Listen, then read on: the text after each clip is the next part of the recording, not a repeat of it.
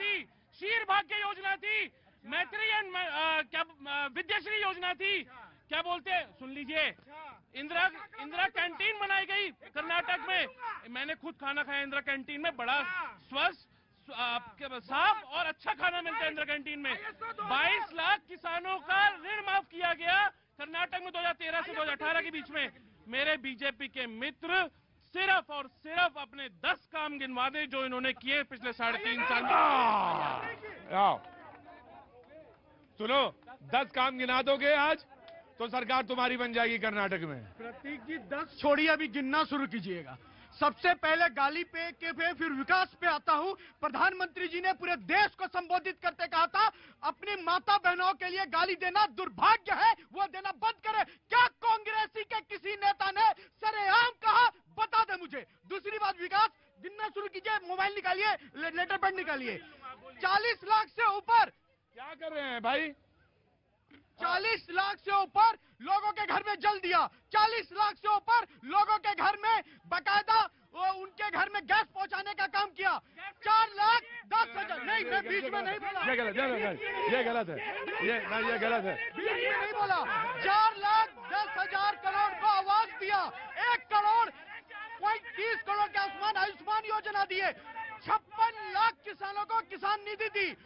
तुरमूर के अंदर हेलीकॉप्टर की फैक्ट्री लगी। उसके बाद सबसे ज्यादा सोशल जस्टिस कर्नाटक के अंदर हो रहा है। महिलाओं के सशक्तिकरण के लिए पिंक योजना निकाल के लाए। उसके बाद मैं आपको बता रहा हूँ, जनधन योजना के तहत कर्नाटक के अंदर अनेकों गरीबों को उसका फायदा दिया और 4 करोड़ लोगों को फ्री में अनाज। भैया जी राम राम।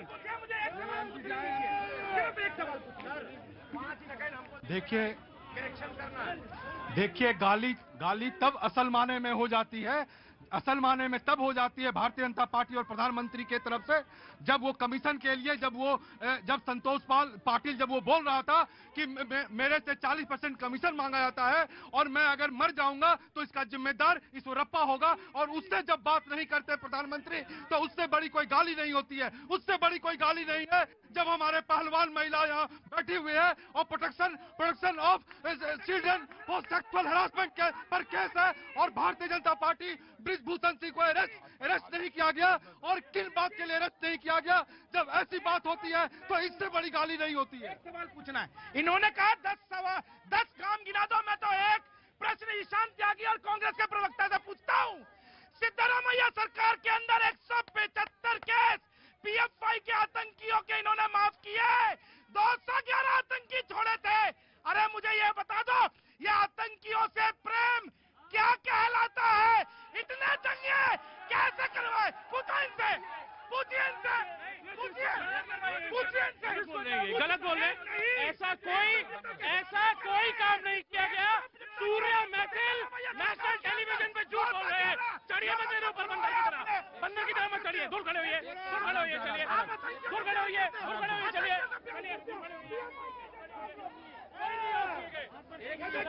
जा रहा उसको करेक्शन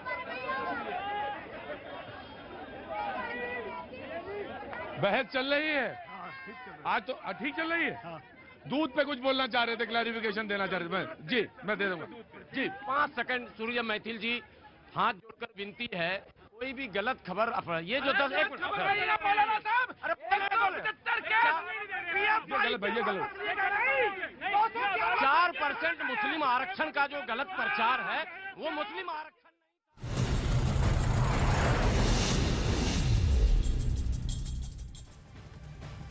और रूस यूक्रेन जंग से जुड़ी बड़ी खबर आ रही है। खबर है कि ईरान यूक्रेन जंग में खुलकर कूद पड़ा है। इसके साथ ही ईरान रूस को दोगुनी संख्या में ड्रोन और मिसाइलें सप्लाई कर रहा है। अमेरिका और नाटो के टॉप 5 अफसरों ने ईरान पर यह बड़ा दावा किया है। दावा यहां तक किया गया है कि यूक्रेन के 45% तोपखानों को रूस ने ईरान अपने ड्रोन से तबाह कर डाला है।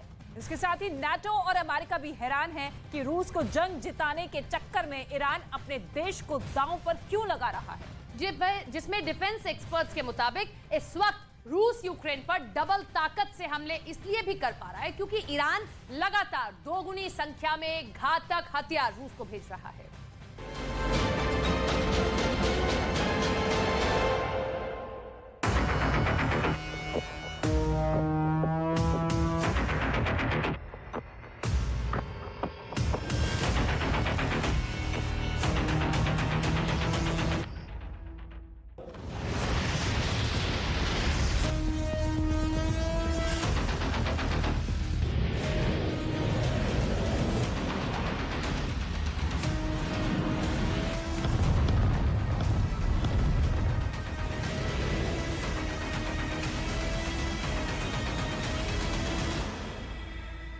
नाटो और यूक्रेन ने दावा किया है कि रूस ने पिछले 24 घंटे में हमले दोगुने कर दिए हैं। आखिर रूस यूक्रेन पर डबल हमले क्यों कर रहा है?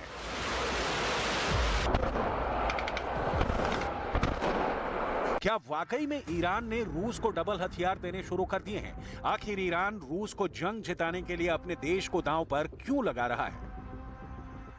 पूर्वी यूक्रेन से लेकर पोलैंड से सटे दक्षिणी इलाके में यूक्रेन काउंटर अटैक बार बार फेल क्यों हो रहे हैं? क्या रूस की फौज ने नाटो के हथियार का तोड़ निकाल लिया है?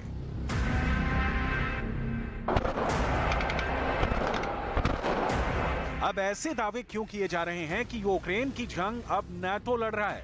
क्या नाटो को यकीन हो चुका है कि यूक्रेन रूस को जंग नहीं हरा पाएगा?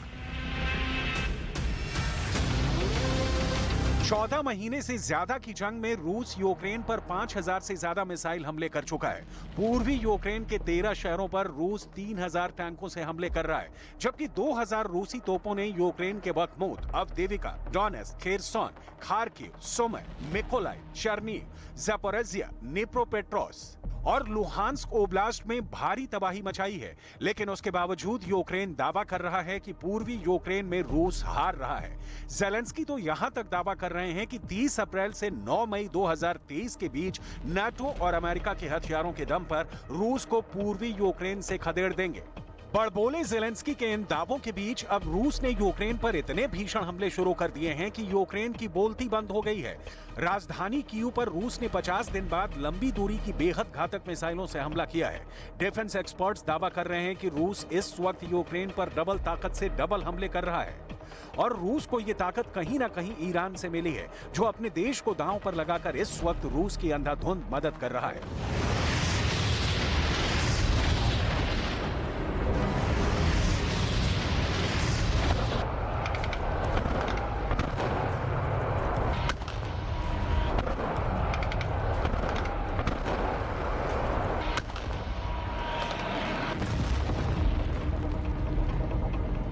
ईरान के राष्ट्रपति इब्राहिम रईसी और राष्ट्रपति पुतिन पहले से ही भांप चुके थे कि अमेरिका और नाटो देश रूस और ईरान की सैन्य ताकत को बर्दाश्त नहीं कर पा रहे हैं। इसलिए जैसे ही रूस यूक्रेन जंग शुरू हुई, ईरान ने रूस के लिए अपने हथियारों के बंकर खोल दिए। जरा देखिए, मिसाइल, बम और घातक ड्रोन से भरा ईरान का ये गुप्त बंकर कैसे कैसे हथियारों से भरा पड़ा है।